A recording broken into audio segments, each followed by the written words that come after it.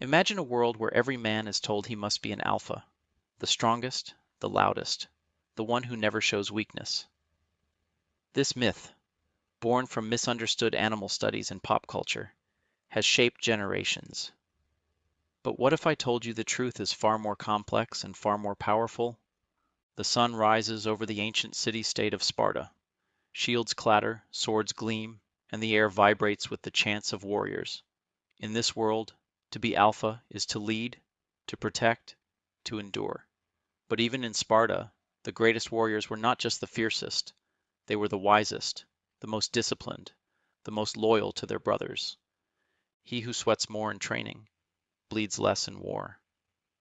The Spartans knew strength is not just in muscle, but in mind and spirit. For decades, the idea of the alpha male has dominated pop culture, self-help books, and social media. We're told the alpha is the strongest, the most aggressive, the one who commands others through fear and dominance, a natural leader born to rule. But this idea is not only outdated, it's based on a fundamental misunderstanding of nature itself. The origin of the alpha male idea traces back to early observations of wolves in captivity. In the 1940s, researchers like Rudolf Schenkel observed groups of unrelated wolves in artificial settings, zoos, enclosures, where conflict and forced hierarchies naturally emerged.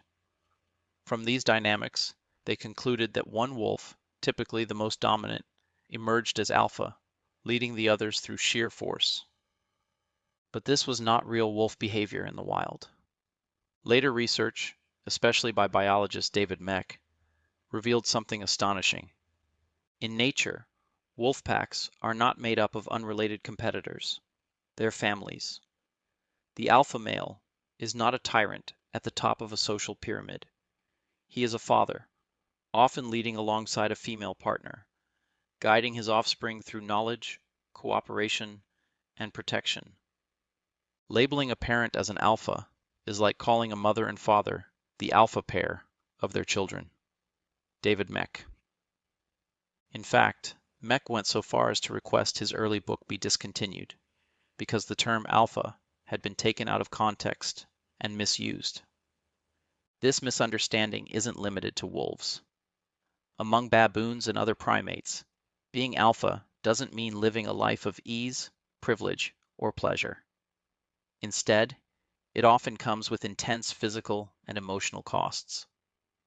In a study published in Science, researchers found that dominant male baboons, those who held the top spot, experienced high levels of stress hormones, greater energy expenditure, and a constant need for vigilance. Being alpha really has energy consequences, said researcher El Jesquir. It's not the aggression that stresses them, it's the responsibility. The alpha male is not the happiest or the healthiest. He is the most burdened. He has to monitor the movements of other males constantly, guard his mating rights, fend off challengers, maintain control, even when tired or injured.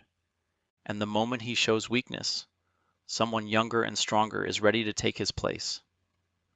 What this tells us is profound. Nature doesn't glorify dominance. It rewards cooperation, adaptability, and care. Real leadership, true alpha behavior, is not about posturing or intimidation. It's about responsibility, presence, and service to the group. In wolves, the leader is a father. In baboons, the leader pays a price. And in humans, perhaps, the healthiest kind of strength isn't brute force, but emotional intelligence, patience, and purpose. The popular alpha male stereotype fuels toxic masculinity, glorifying domination, while ignoring the emotional and social intelligence required to be a real leader. It teaches young men that to be strong they must be feared. But the truth is, strength isn't in control, it's in connection. Power doesn't lie in conquering others, it lies in understanding them. What if the modern alpha wasn't loud, violent, or constantly competing? What if he was grounded, not aggressive, protective, not possessive, aware, not afraid, leading by presence, not pressure? The future alpha is not the one who dominates the pack, but the one who keeps the pack whole by guiding, not pushing, by listening, not yelling, by serving, not seeking. We misread nature through the lens of competition, when so much of it is based in harmony, balance, and mutual survival. Being alpha is not a title, it's a responsibility. And for those who carry it, not just in nature, but in life, it is not a position of ease, but of constant presence and care. Maybe it's time to retire the myth and rediscover what real strength looks like. Beyond the alpha myth. The passage powerfully articulates a critical need to reevaluate traditional notions of masculinity, moving away from a destructive alpha male archetype towards a more constructive and empathetic model.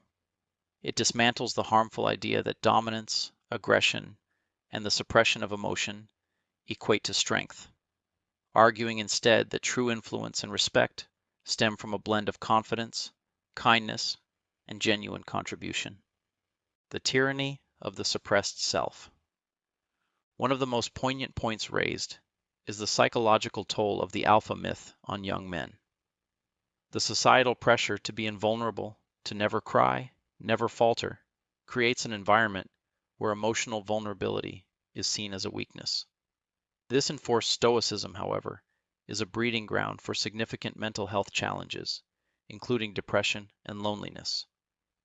The alarming statistics cited from the New York Times underscore a crisis where young men are disproportionately affected by suicide and struggle to reach traditional adult milestones. The alpha myth essentially tells them to internalize their pain, to suffer in silence, which is a direct contradiction of genuine strength. The power of authentic strength. The text champions a different kind of power, prestige. This isn't about inherited status or brute force, but about a reputation earned through a combination of assertiveness, kindness, cultivated skills, and a stable sense of identity. It's a leadership model that lifts others and serves a cause greater than themselves. This form of masculinity is not defined by conquest, but by contribution. It highlights that the most attractive and successful men are those who are well-rounded, capable, and emotionally intelligent, rather than those who simply exert dominance. Lessons from Sparta. Brotherhood over domination. The invocation of Spartan philosophy serves as a compelling metaphor.